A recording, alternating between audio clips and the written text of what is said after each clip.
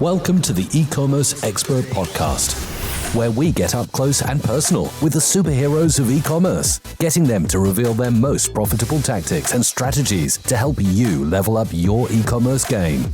So fasten your seatbelt and get ready for an info-packed ride with your host, e-commerce entrepreneur and digital marketing OG, Derek Gale.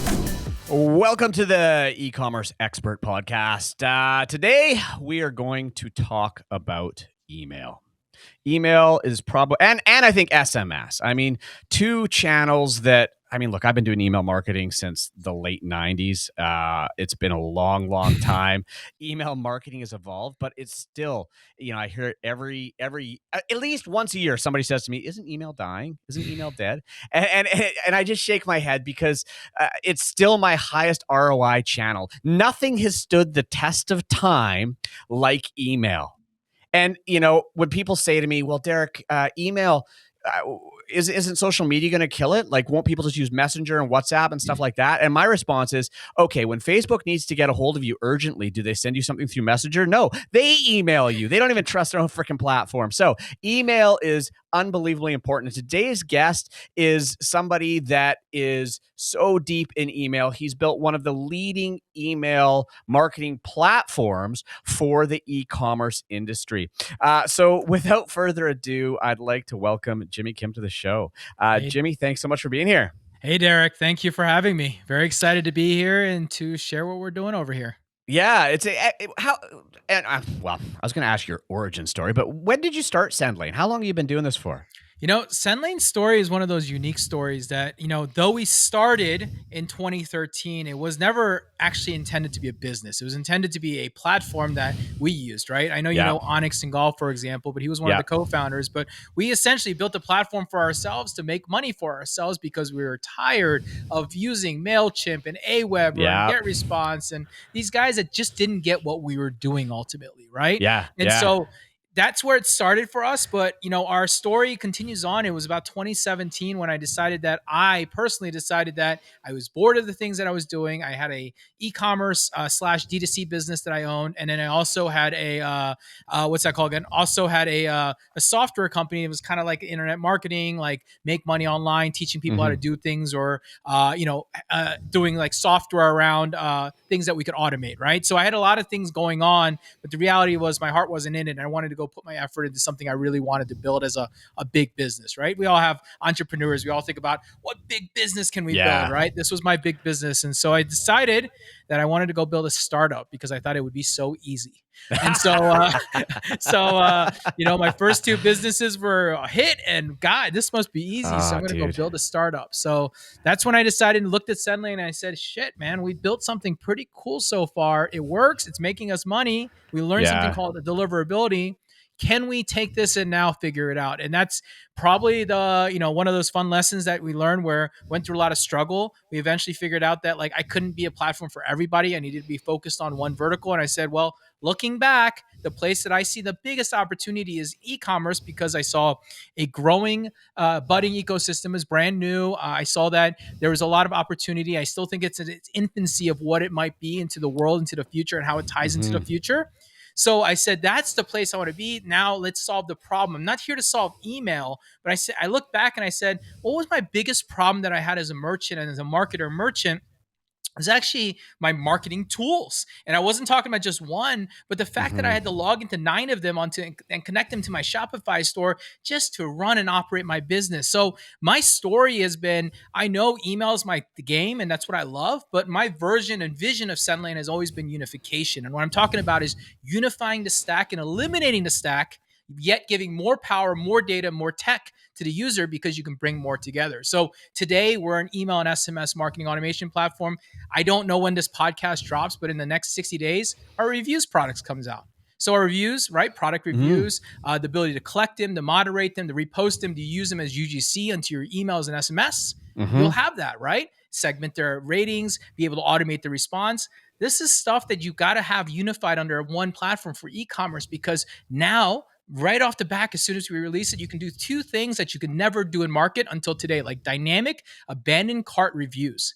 I left the product. Wow. I'm getting the review of that product based around what UGC setting I set 4 stars, 5 stars, 3 stars, whatever it might be, and being able to post it, right? So my vision has been unification and how I can eliminate it. Like, I want to be the one tech stack that you attach to your e-commerce and we do your marketing for you and you can deal with the other stuff somewhere else, right? So that's the vision. That's what we're building here. And because of that build, we're Series B company. We're backed by a great firm called Five Elms Capital. And, we are on the world of building. And as you said, we chase a lot of behemoths. Our typical customer today is, a Klaviyo attentive customer is who comes to us and they unify their story and they actually can do more with their stuff because the data is in real time. So more on that later, but that is probably our story. So that's who we are, man. Wow. You're right. And look, technology has gotten easier in a lot of ways, but you're still constantly fighting, trying to get everything to talk to each other and pass the necessary data so that, platform A can do what it needs to do with information from platform B. I never thought about user reviews and pulling that into your system. That's brilliant. Yeah. Little things. I mean, it doesn't stop there, man. There's more coming down the line after that. Think about all those products you pay for today that I would call owned media, right? We call email and SMS owned, right? Think about else what you own, right? If you start thinking about all the little things you own, you go, they should be all under one roof because those are so important to my retention story for my customer experience. They should be under one roof. Yeah, absolutely. Absolutely. Okay, so look, here's where I want to go with this conversation today. I think we've obviously already started to go down that road. And it kind of give a little backstory. So, I mean, I've been email marketing, as I said, since the 90s. In fact, funny story, back in the 90s when we started, there was no email marketing software. So we had a little application written for us that we called Mail Loop. That was this software that, you could feed a CSV file of all your customers and it would connect multi-thread to SMTP back before there were hosted services. And then people came to us, they're like, how are you doing that? And so then we sold one of the first email marketing tools ever created back in the day. And then everything went online and I went, wow, that looks too hard to build. So good on you because you're building it now. Anyway, as email marketing's progressed, I come from a direct response world, from the info world, stuff like that, where email marketing is actually a little bit simpler, right? Funnels are very linear. You don't have cart sites where there's all these potential paths and all this decisions. So, when I came into the e-com world, I was like, wow, this is way more complex. But even with that, I started.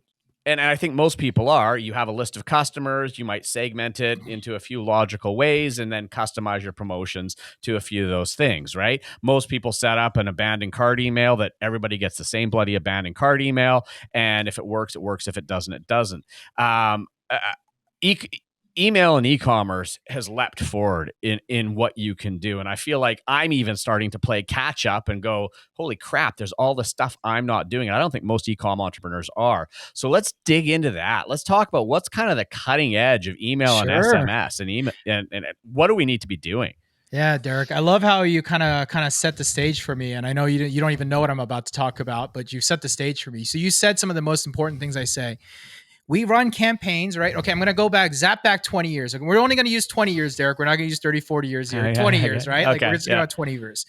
We sent campaigns, right? Batch and blast campaigns, and we sent drip newsletters, right? Drip campaigns, right? Like one wait, right? And then we fast forward 20 years. Where are we actually? What's funny is a lot of the marketing playbooks are segmented or targeted campaigns. So it's still the newsletter, just more targeted. And then we took what we called drip campaigns, which is time-based, and we added layers of segmentation to occur. Did they do something? Yes or not? Did they make a behavior change? Yes or not? So they got a little bit more segmented and behavioral based and personalized, right?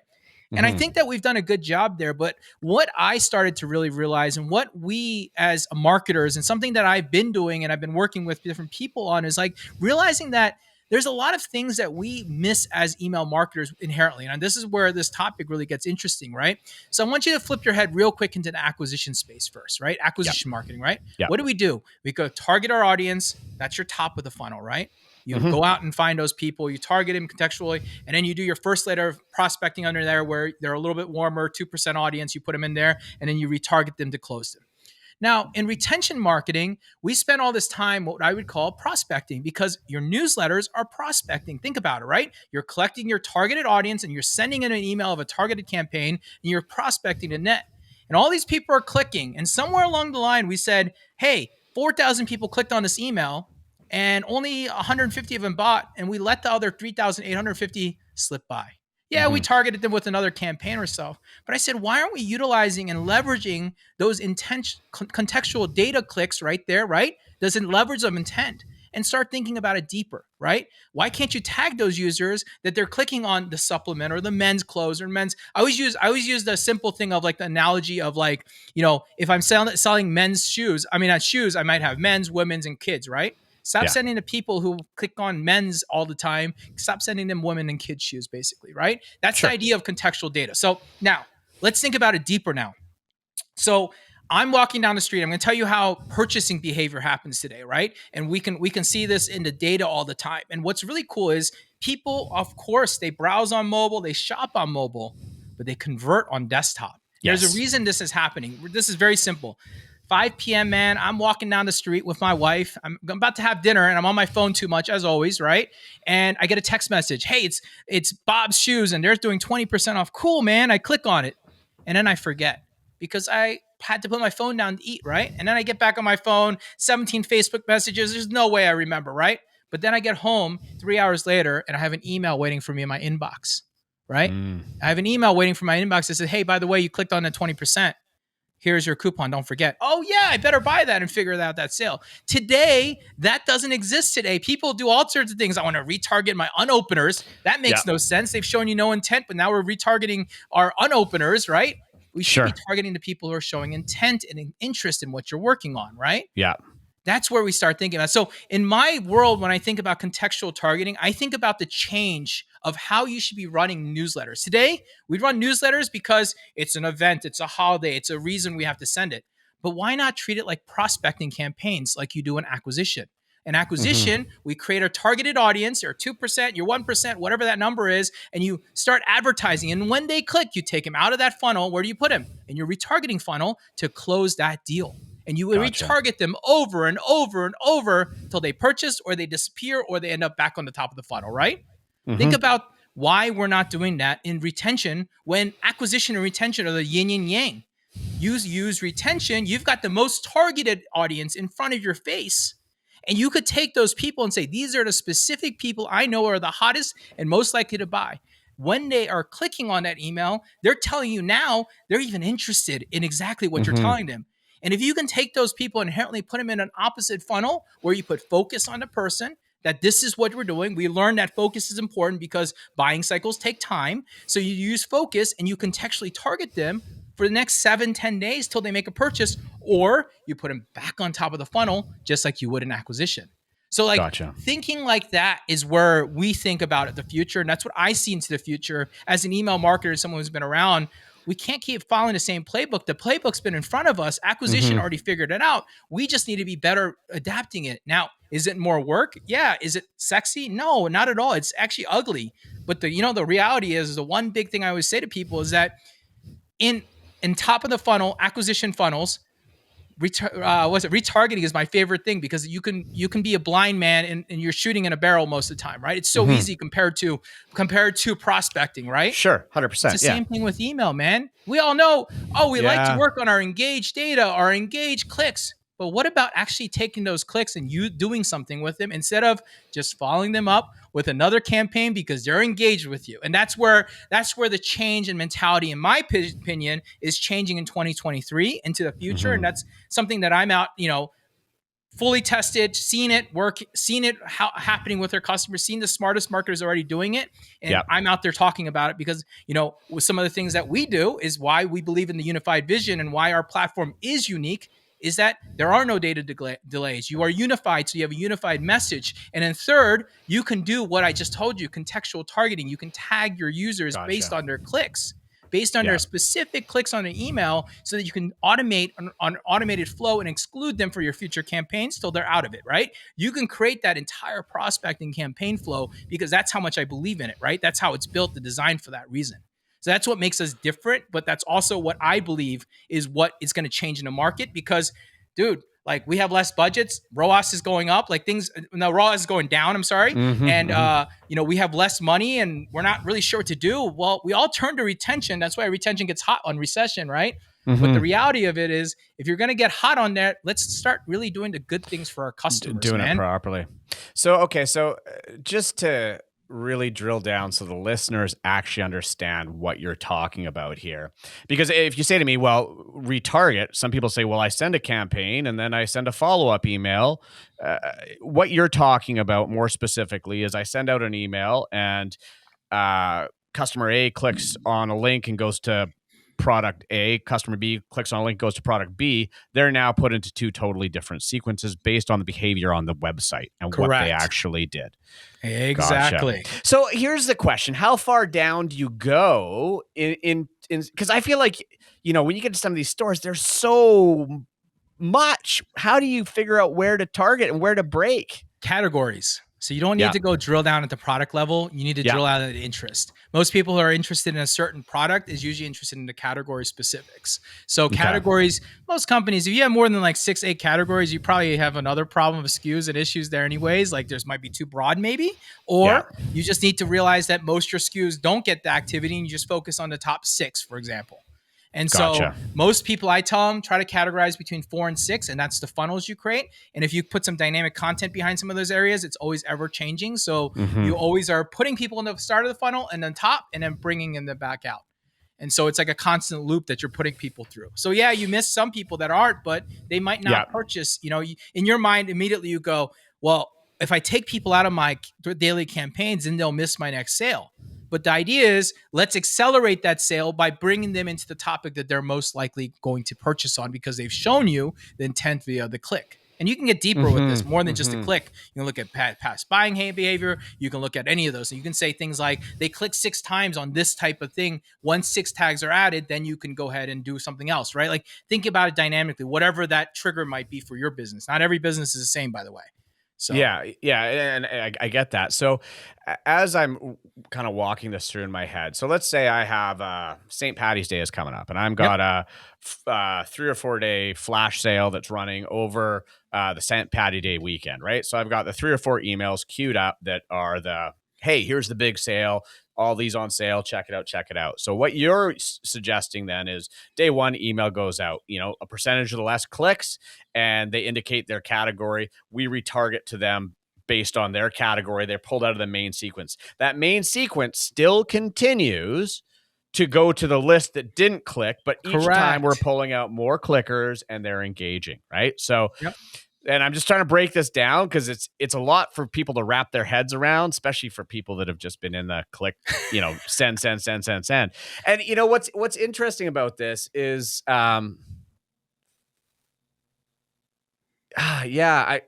mean, there's so many benefits. It does a lot of things, man. It protects attrition.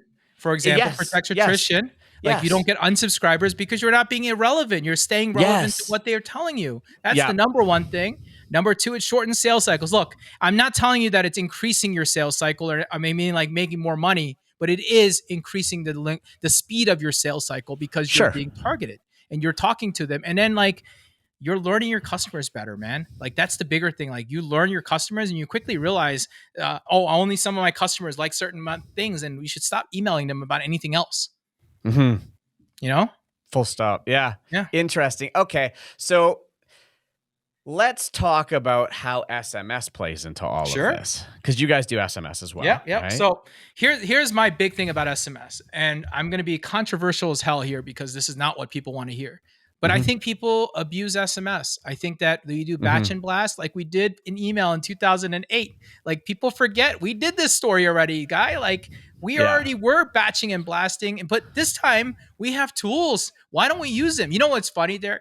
Sometimes I go to customers and I audit them and they're like, oh yeah, like I've got 150,000 SMS lists and I want to bring them. I said, no problem. But can I just take a look at one little data point? I want to look at anyone who's ever clicked on an SMS in the last 90 days. I said, this is a fundamental same thing that we do at email. Dude, I drop 60 to 80% of lists sometimes because of this. Because you know why? I learned is a lot of people will opt in just to get the coupon get the coupon, and they're not interested in doing it, but they don't really give a shit that you're messaging them, so they'll just let you sit there and message and waste away. And that costs money. Yeah. I look at SMS as two things. One, the customer experience channel. So one, like trying to create communication. Hey, how can I help you? What's going on? Like trying to provide that. Two, urgency, man. Like it's a great tool for urgency. Hey, 12 hours left to make your purchase. That's a great urgency reminder, right? I also think it's a great reminder for contextual on email, for example, right? Like we talked about it. I'm opening and going to my email, for example, and I click on an ad and it says, I'm interested in men's shoes. A text message to reinforce that, hey, by the way, 20% off men's shoes. You get a text message in your inbox, a text message 1 hour later, just to reinforce that you remember there's 20% off, right? It's like a reinforcement usage, right? Those are my favorite personal ways to use SMS. The batch and blast, sure, it works. Sure, you can message out, but I feel like that experience is only good at a limited capacity before people are going to start getting more and more annoyed because everybody's SMSing, man, like everybody. Yeah. And so that's kind of my personal opinion. Otherwise, SMS, the only other nugget I can drop for you, which is a really interesting piece of nugget, is SMS costs by characters, right? There's about 160 characters for one SMS. And then, send two, it's 320. And then if you send an MMS, it should be 1,600 characters, but generally costs 3 to 5 credits, right? That's how everything works. What we've seen in data is that people who send an SMS, a single SMS, a multi-SMS, or an MMS, all create the same revenue output. Really? Even though we see higher CTRs with MMS, the revenue output is pretty much the same. Wow. So the guys are going to buy, we're going to click anyway. Exactly. Yeah. Isn't that funny? So save the money. And again, that's why I'm controversial here. Save the money. Don't send all that. Spend the minimum because if that message is that short, look, we're copywriters, dude. 160 character. You hit that message hard. Doesn't matter, man. Yeah. No silly image is going to change someone's mind from doing it. They might click, but the intent on purchase, no different. Right. And so if you're using SMS, you're saying, hey, it's great to drive urgency. So if I have an email sequence, I have my St. Patty Day flash sale, boom, 3 emails go out. You'd reserve that SMS maybe for the last 12 hours. Correct. Drop it then. Yeah, drop it as a push, man. Because that becomes urgent. Otherwise, what's the point of receiving on a walking? Like, you're really disrupting. Like, you think social media advertising disruptive, man? SMS is super disruptive. So it's got to be a disruptive message. It can't be just, hey, we're just starting a 20% off sale. Go check it out. Yeah, it works. I'm not saying it doesn't work, but you know what does work? 12 hours left, 20 hours. And I've already seen 3 emails from you about that. Sure. Yeah. Interesting. So in terms of the data, right? Like all this activity is happening on the websites. When you take a platform, let's talk about platforms now, right? Yeah. Because there's no lack of choices, from when I started to now. And it's interesting. A lot of the guys that, around Aweber are still around, right? Like they're still kicking. There's still a lot of those platforms out there. What's the difference between an e-com focused platform like yours and say Klaviyo's versus an Entreporter, Infusionsoft, or one of those guys? Yeah, it's data, triggers, and reporting are the 3 things. So the way that it integrates, the way that the data is pulled, the way that you can trigger different things like, a purchase activity, like a product, being able to micro target down to fulfillment or non-fulfillment, LTVs, AOVs, where, a business that uses someone like Aweber, you just need newsletter tooling, right? Like that's all you need, right? So I would say that everything we think about is how do we make the merchant's life easier? Even the way that our dashboards are displayed or our campaign reports are displayed based around the idea of what a marketer in a e-commerce company would want. So it's very niche down and focused so that it feels like it's built for your business. That's how it should be, right? We don't buy software. Your guy who just told me you custom build your sites, like you didn't custom build your site because you wanted to. You built it because no one could do what you wanted to, right? Yeah. My goal is to try to alleviate that you don't go build your own because you couldn't find it, right? So you got to give the people the flexibility and give the people all the different things they need in order to operate their business. And if you know all your use cases, then you know all the triggers and different things like that you might be thinking about, right? It's constantly evolutionizing, of course, but ultimately that's kind of the big thought process. Yeah. Okay, good. Okay, last thing I want to talk to you about. Which, when people are looking at email platforms, and this is probably one of the top reasons I see people switching email platforms when I really don't think it has a heck of a lot to do with I know it doesn't have a lot to do with the platform, and that's deliverability. Yeah. I always hear people, my deliverability is crap, I'm going to switch to another platform. Let's talk about deliverability. Yeah, absolutely. This is a favorite topic of mine to talk about because you're 100% right. It doesn't matter. Like most platforms offer the same thing. The difference is the insights and how the company can help you, right? Those are the two things that I think about, right? The big difference between myself and someone like Klaviyo is Klaviyo sits on the top of a tool called SendGrid, right? We sit on our own infrastructure. We own our own infrastructure because we built it. So interesting. Why does that make it just different? Well, I see data insights and network behavior and data that they can't see per se. They can only are limited to the scope of their own business, where we are limited to being able to see bigger in the fact that we know exactly what's coming down at the top level when we're talking to Gmail or to Yahoo or to AOL and all those people. So some of those benefits are really important because, look, we're all going to have deliverability problems sometimes in our lives. But it's who can help you identify and figure out why you're having these problems is going to be the helpful one, right? That's the one that you need to do. And a lot of times it could be the marketer, it could be the thing, but it comes down to like three simple things. And I'll tell you, deliverability is very simple.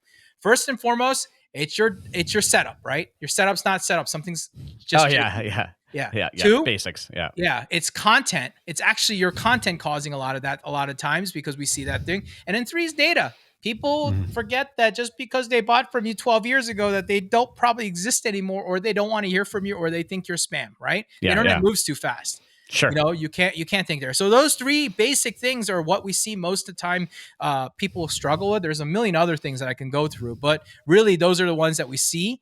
And when we think about deliverability, I mean, look, you go to this platform, that platform, I know like you could have a dedicated or shared or authenticated. There's all these different options. And I'll say very simply this. Email is just about a good data and good content, and the deliverability kind of happens now because the world has changed to what I would call engagement-based behavior more likely. Yeah. I mean, well, that's it. I mean, let's say Google. I mean, Google is the biggest email host in the world now, and they're primarily engagement-based, right? If you have poor list hygiene, you're done.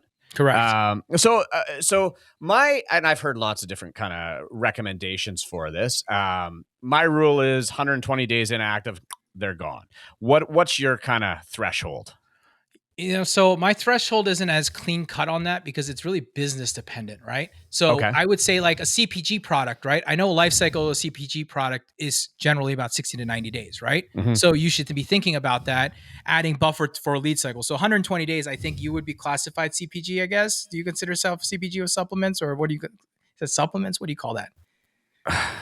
Sure. We'll just say some consumable, right? Yeah. It's a consumable. Yeah, I was thinking, I don't know, but it's like a consumable, right? Yeah, so I think about that and I'm like, that would be right. But then I look at a company that might be clothing and it's a different thought process because you know that they have collections every season. So you might actually open it up to 6 months or even 9 months in things. But that doesn't mean you're constantly mailing them because, you're hitting different segments and different things right along the way. And then I've seen ones with 30-day degrades, right? Like you see ones that degrades faster too. So I can't give you a perfect example on that one, but I do say that, we all know the rule of thumb is 90 days. They say 90 days. I personally think the open should be reduced, but your click should be expanded. So you should be thinking further on your click because they've shown intent, and you should be reducing your open ones because opens are opens, but what use is opens when they are not actually clicking on anything? Well, how accurate is open now anyway? It's not. That's the problem, right? Yeah. It's not super open. That's why I'm saying you can't measure open. It's got to be on click. Yeah. Yeah. That's why I say click is on-site activity is important as well too. On a good marketing automation tool, you should be able to track their on-site activity. So you also say, hey, they might not always be clicking on your emails, but if they're visiting your website, that's just as good intent, in my opinion, as someone who clicks on an email. Right? Yeah. So, that's where I start thinking about that too. So I would say click and on site, and then I would be thinking about those between 90 and 120 days. And then my open, I would probably reducing it down to about 60 days because really, like even at 60 days, most likely they would have made a purchase decision by now. Sure. Yeah. If they were going to. And that also helps too. Did they make a purchase or not? Like lead scoring, right? Like if they made a purchase, that's more likely to make a repeat purchase than a person who has never made a purchase. Yeah. It's funny. I mean, I can't tell you how many entrepreneurs I talk to that are afraid to cull their list, right? Like it's just, they feel like this asset that I just can't let go of these. But I mean, I always tell them the story. When I took over this last company, they had about 200,000 people on their list. They were doing about 10 grand a month in email rev, terrible deliverability. It was horrible. I culled it out, figured out the 30,000 that were engaged. And then within a month, we were up to just about 100 grand in revenue. Yeah. It's amazing when you can deliver to the people that want your email. Yeah. It's like magic. Yeah. And that's what people don't realize. That's exactly the right thought process. People forget that, they're precious. And I always tell people, don't get rid of them. You should be able to store them and keep those leads, but just doesn't mean that you should be using them from email. Use them for other things that you might be able to do. Upload them somewhere, put them on ads, try to re-engage them, get them to repurchase again. Yeah, custom audiences, stuff like that. Yeah. No, that makes sense. Amazing. All right. So final question for you. I mean, obviously you have a bias. You built an amazing platform. A platform, I'll just let the listeners know too. I'm moving to this platform. We're in that process as well because I think it's a fantastic platform. When people are choosing their platform, what do they need to think about? They should think about what their needs are first, right? Like SendLane's not for everybody. If you're like a newsletter guy, like there's great tools like ConvertKit or like Substack or any of these other tools. So like first understand, is a tool built for me? Like in this world of software, their tools are built for everything now. Like if I'm a farmer and I want to go find farming tools, like there's farming software tools in the market. You know what I mean? Find a tool that's built for your business and your use case first and foremost, right? And then the second thing that I always say about software selection is very simple. Make sure you can scale. You all have a vision of where you want to get to. Don't buy the today need. Buy for the least 6 month need. Don't buy for the 6 to 12 month because that'll come in a snap. And like, don't buy just for today because if you just buy for today, you're going to probably outpace it really fast. And replatforming, dude, I hate saying it, but it's expensive. No matter what, it's expensive. It's time. Sure. One thing that none of us can really calculate what it's worth, like it's time, But then you have to trust that it's going to make your business better into the future. So you always have to be careful there. So that's what I say. Like the bias is find a platform that really serves the user story that you have, and you'll find that makes your life easier. And finding a place that makes your life easier is going to allow you to obviously accelerate forward. Amazing. Well, I think we'll call this one a wrap, Jimmy. Thank you so much for being here and sharing. And obviously, if people want to learn more about what you're doing, I guess sendlane.com. Yeah, or you'll find me on Twitter. Yo, Jimmy Kim is my Twitter handle. So I'm pretty active on Twitter and LinkedIn as well, too. So I am pretty loud and vocal. So if you like what I talk about and think I'm cool, follow me or tweet at me. Awesome. Yeah. Brilliant. Awesome, man. Appreciate you. Thank you very much. Yep. Thank you. All right, everybody. Again, some really valuable stuff for you guys to think about in terms of email marketing here and taking it to that next level. I know something I'm guilty of, and I'm in the process of doing that. So again, if you like what you heard here, please leave us a rating review on your favorite podcast platform. And this episode's a wrap. I'll see you in the next episode. Thanks for tuning in to the eCommerce Expert Podcast. If you liked what you heard, make sure to give us a virtual high five by rating, reviewing, and subscribing to the show on your favorite podcast platform. And don't forget to check out our website at eCommerceExpert.com for show notes and bonus materials. See you in the next episode.